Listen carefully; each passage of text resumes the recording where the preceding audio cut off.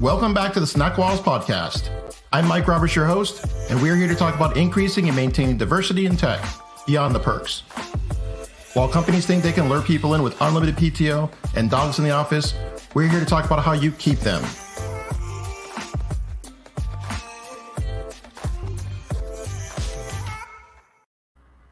All right, in a few sentences, can you tell us who you are and what it is that you do?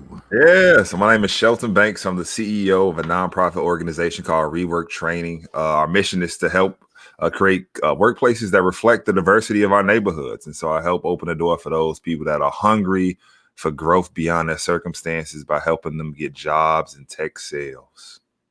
I like that. Sales. Sales makes everything happen. With sales, all other problems are removed. The money, man. The money, where the money's at. That's right. So I'm hearing from some tech leaders that finding diverse talent is a challenge. What are your thoughts? Oh, man. It's funny. I think about the 80-20 rule when you ask that question. You say 80% of your diverse pipeline comes from 20% of your effort. And so I think, I think there's not enough effort being put into it. I think they're going to the same old places, recruiting from the same places. That's making up 80% of their pipeline. I think if they put more effort into it, then we wouldn't have this same problem. So I disagree with the fact that, that is a problem. I think, they just need to look differently. That's right. So changing up who you're networking with, where you're going, and then you're going to start facilitating, having different conversations. In essence. 100%. So, what do you think about the push to remove the requirement for CS degrees for some of these engineering roles? Oh, I love that. I love that idea. I think, you say, what's the problem as far as like 20% of the pipeline, the way they're looking the same. I think that opens it up to a whole different variety of people. Especially when I think, stats are out there that talk about that women only apply for jobs that they feel 60% qualified for. And so now if we start removing some of the qualifications that may not even be needed in the first place, you open up the door to a variety of individuals who now believe that they're qualified and will start applying for these jobs. So I love that idea. Throw them out the window. Oh, yeah. Okay, so on that same note, do you think an apprenticeship pattern would work for technical roles? Oh, yeah, 100%. I think so. I'm a big fan of Robert Greene, and in the book Mastery, he talks about that. He talks about how to get to mastery. You go through 3 phases. You go through the apprenticeship phase, the creative phase, and then you become a master. And you think about jobs that post the 20th century. You wanted to learn a skill, you were apprentice first. You work for somebody, you got the hours in the hands-on apprenticeship aspect of it, and you grew from that.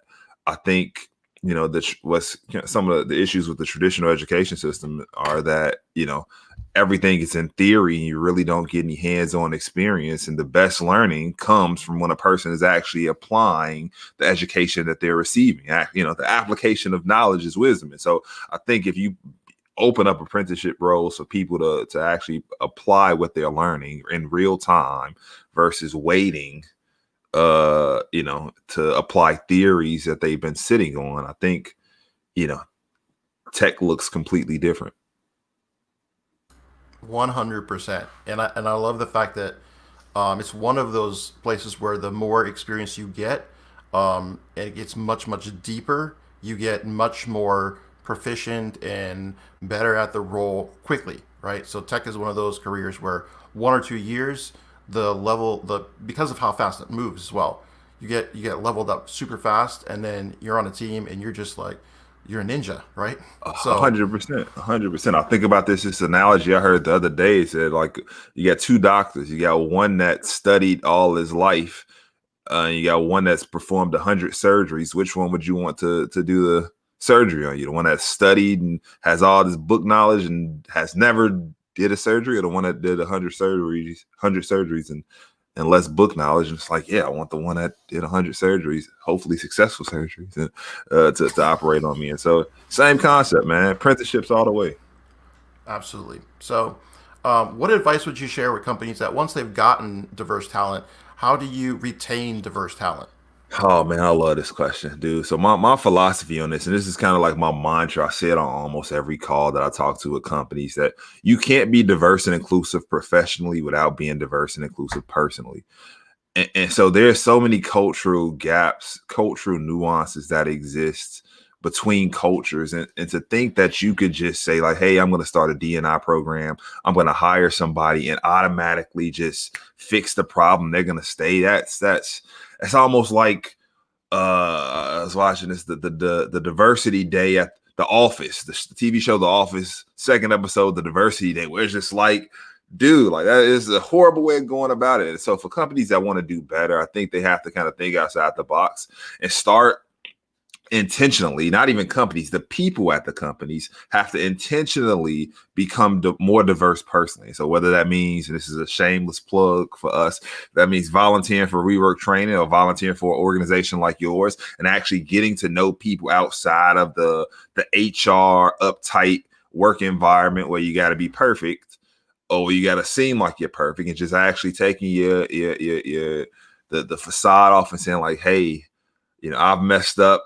You've messed up. We're both imperfect. Let's figure out let's get to know each other as humans so that we can work together like humans. I think if companies did more of that, if the people at companies did more than that, take companies out of this, if the people did more of that, we wouldn't have this issue.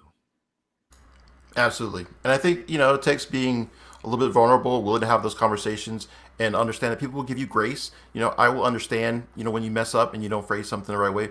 At least I'm seeing that you're showing the effort to try and be inclusive and have the conversations. And we need to do a little bit more of that, I think. So, 100%, man. But like, again, it's got to take the facade off. It's not going to be yeah, perfect. It's not going to be perfect. The old way was rarely perfect. So why should we expect perfection from this new way of doing things? Like, let's dive in and see what happens, man. absolutely. So, who is someone like yourself that's a leader in this space that you'd like to, give a shout out to, and who you think might be a good potential guest on a podcast like this? Oh, there's so many, but the one that comes to mind is probably the person that kind of propelled me into this career. Her name is Michelle Best. Michelle Best, dude. She's a rock star. She uses her voice authentically. We have values at Rework, use your voice authentically, serve the community, adopt a growth mindset are our values.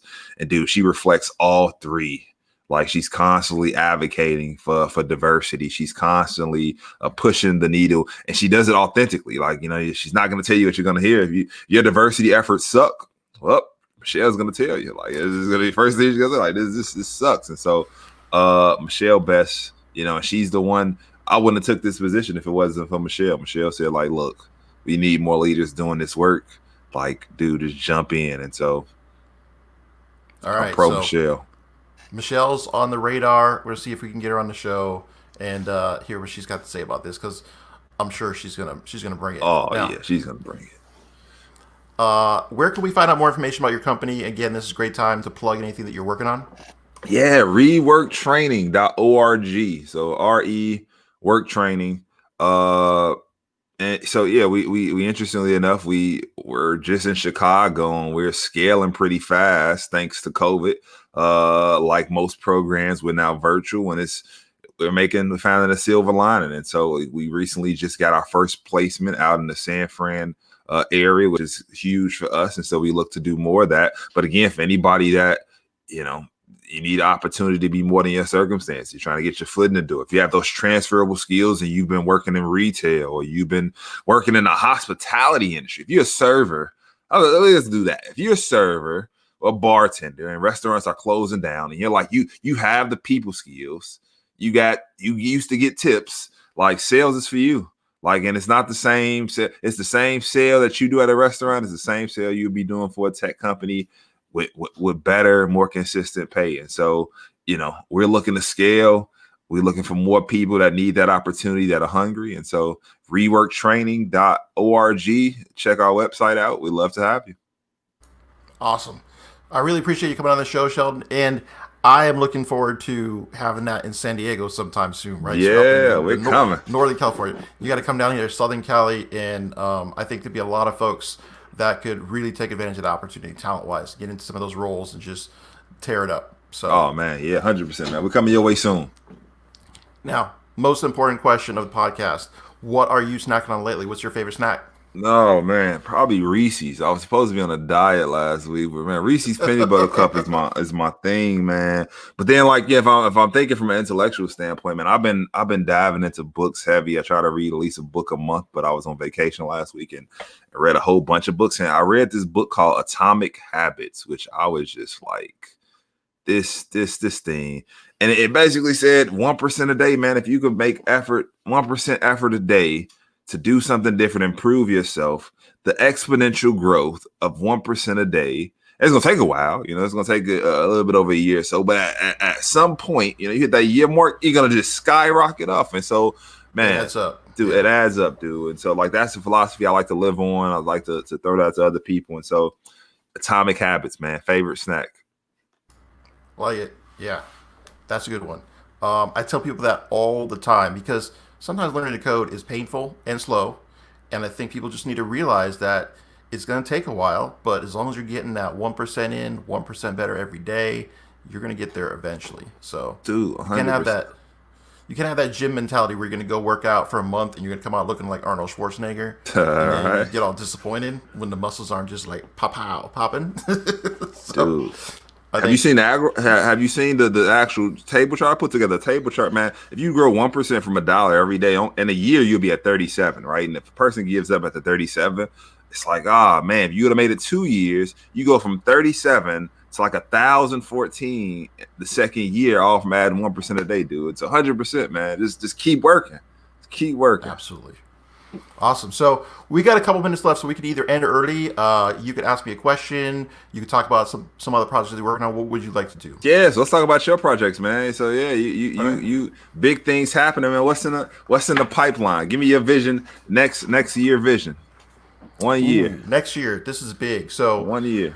this year we were trying to go after some bigger things and start competing for some of these like national awards and stuff. And so I feel like by next year we will have an award, and I'd like to be in another location. So we're thinking about like some other places that we could be at across the country.